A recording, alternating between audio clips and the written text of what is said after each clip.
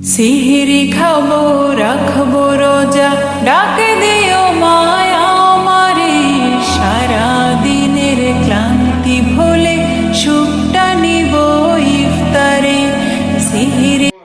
আসসালামু আলাইকুম, সবাই কেমন আছেন? আশা করি ভালো আছেন। আলহামদুলিল্লাহ আমিও ভালো আছি। আর আজকের ব্লগটা শুরু করলাম ইফতারির পরে, মানে সেহারি রান্নাবান্না যখন করতেছি তখন থেকে।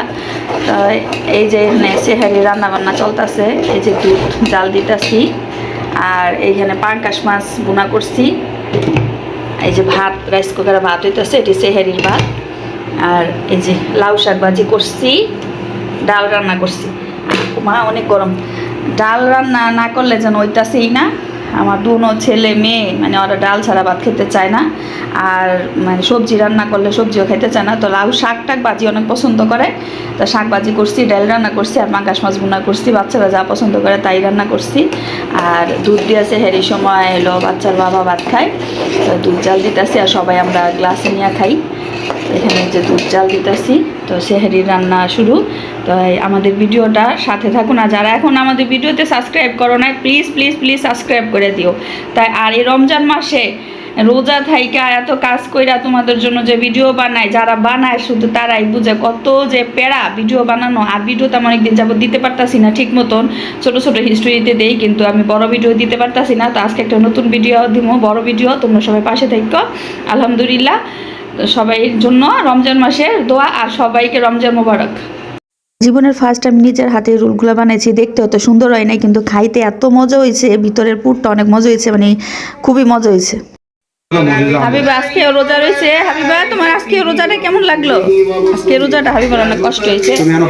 আজকে আমরা সবাই নিচে ইফতারি করতেছি একসাথে। ডাইনিং এ বসে ইফতারি করা যায় না, মজা হয় না। এখানে নিচে বসে ইফতারি করলে ইফতারি মজা হয়। ওই যে দেখ, এই যে ইফতারি সময় হয়ে গেছে, করতেছে এমন করে না, এমন করলে রোজা হালকা হয়ে যায়। ছোট মানুষ রোজা রয়েছে। আলহামদুলিল্লাহ হাবিবার আজকাল রোজাও সম্পূর্ণ হইব, আর কিছুক্ষণ পরে ইফতারি করে কোরআন তালা ছেড়ে দিচ্ছি, মানে সময় সূচি আর বেশি সময় নাই, ঢাকা 7 মিনিট আছে, মানে 7.5 মিনিট। তাই আমরা এখানে সম্পূর্ণ কমপ্লিট হয়ে গেছে। ইফতারি শেষ করে তারাবি নামাজ একের পড়া শেষে হাবিবারে নিয়ে হাবিবার বাবা আর আমি একটু বাজারে গেছিলাম, কিছু সদাই বাকি ছিল। আর এখানে বাজারে গেছিলাম উদ্দেশ্য হয়েছে টক দই আনার জন্য, তারপরেও কিছু সবজি পাইছি নিয়ে আসছি।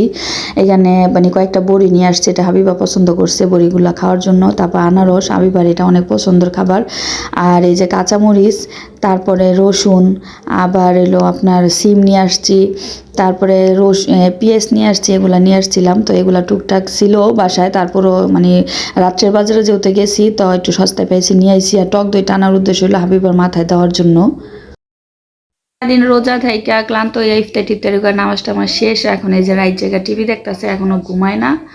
তো আবার কালকে কইতাছে রোজা থাকবো, কিন্তু কালকে হাবিবা রোজা থাকতে দিমু না, যেহেতু কালকে স্কুল খোলা আছে।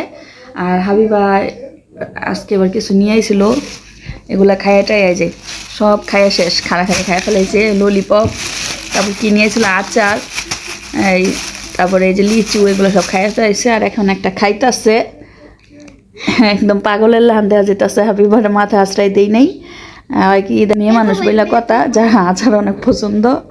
তো ভিডিওটা এই পর্যন্তই, সবাই ভালো থাকবেন। আর আমাদের ভিডিওতে এখনও যারা কি সাবস্ক্রাইব করেন নাই, লাইক দেন নাই, তারা অবশ্যই দিবেন, প্লিজ প্লিজ প্লিজ। আল্লাহ হাফেজ।